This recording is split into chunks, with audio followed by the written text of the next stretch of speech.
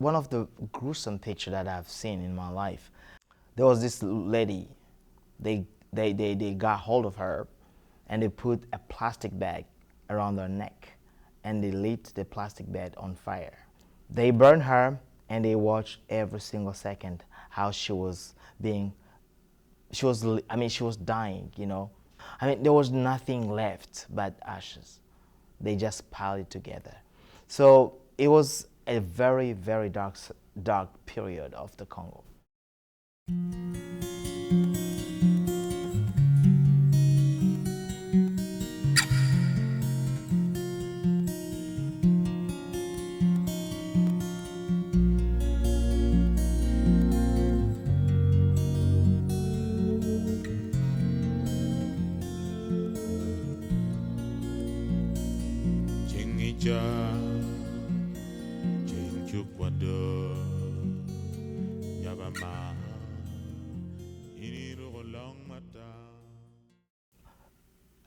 As of now, the Second War still remains a mystery, to me at least.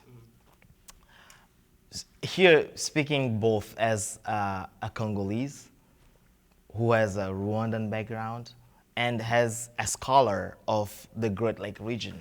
That region, you know, Uganda, Rwanda, Burundi, Tanzania, DRC, that area. It's really hard to pinpoint exactly what caused the war, or we know what started it. A fight broke out between the Congolese people, the Congolese army and the Rwandan army in the heart of Kinshasa.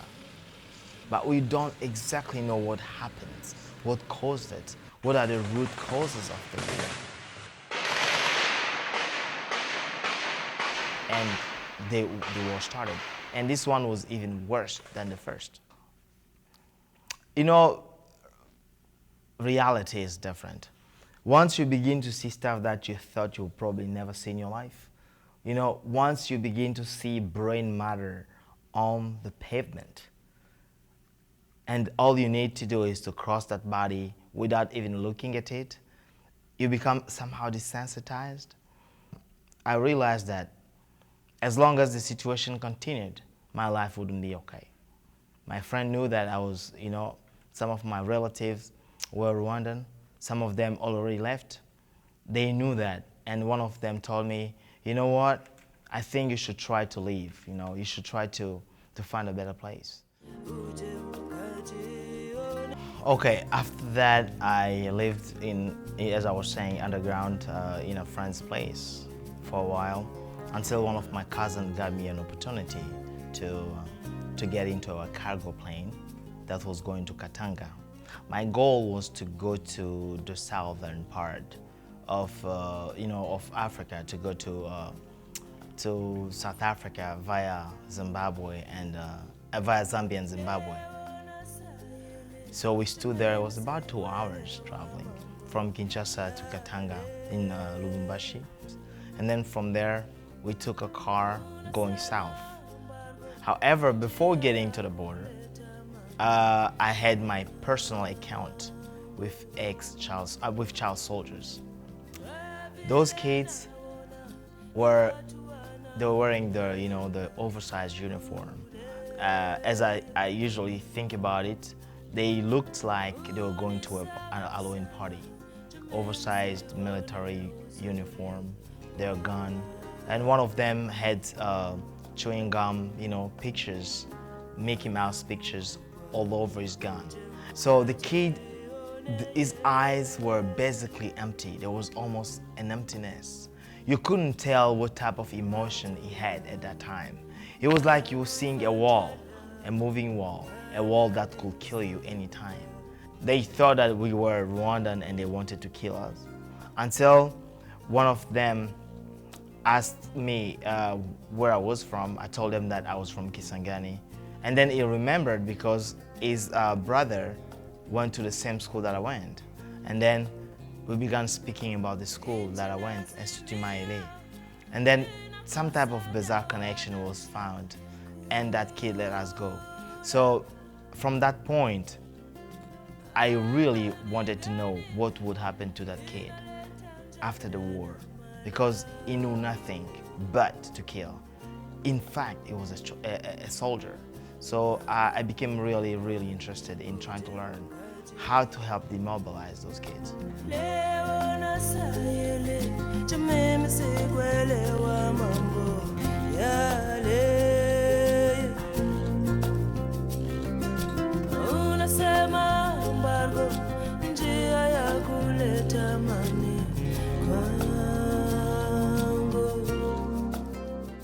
How did I? As I came, reflecting on my past, reflecting on things that has happened in the Congo, and with the issue of child soldiers, I began reading. I was reading a lot, and in my heart, I was thinking as to what would happen if nothing is done. Is there anything that is being done? And then I was glad and I was happy to find out that there was things that were being done. There were organizations that were helping kids to reintegrate the community. Kids were forced to join, fighting insurgency, factions and rebellions. So I began reading in that directions until I found a book written by Donald Danson. I read his book, and then I decided that I wanted to work with him because the guy is from Cleveland.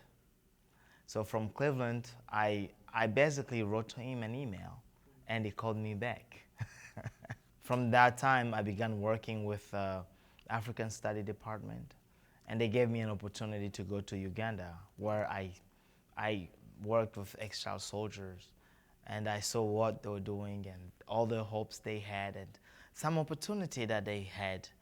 It was a changing experience. In the plane, I was like scared.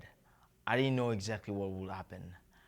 I knew that I would be facing kids who might have killed, who might have experienced cannibalism, who might have been forced to kill their own parent, who might have been forced to rape their own sisters, their own mothers. Those are the people that I was going to meet. And in my heart, I had my own flashback. Those are the people who almost killed me, child soldiers. I didn't know what to expect. I was reluctant.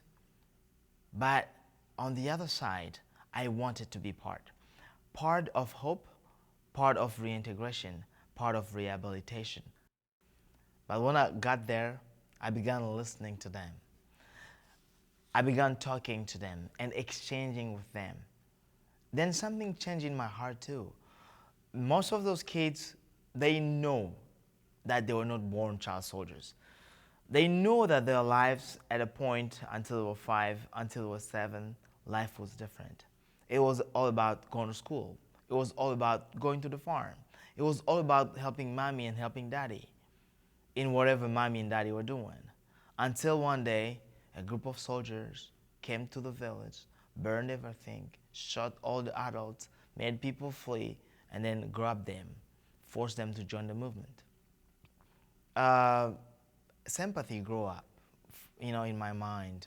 And then just saying and seeing that these were human beings who were forbidden, who were not given an opportunity to work, to hope, and to become something else that probably they could have begun to make. So, yeah. Well, we have to do at least 2 things. Many a time we just want change, but we forget what we have. So what we need to do is, although we are aspiring for better things, for change, it's good to look at other people's reality too. Try to read about Mexico. What's your reality in Mexico? What's your reality about the Congo? What's your reality about South Africa?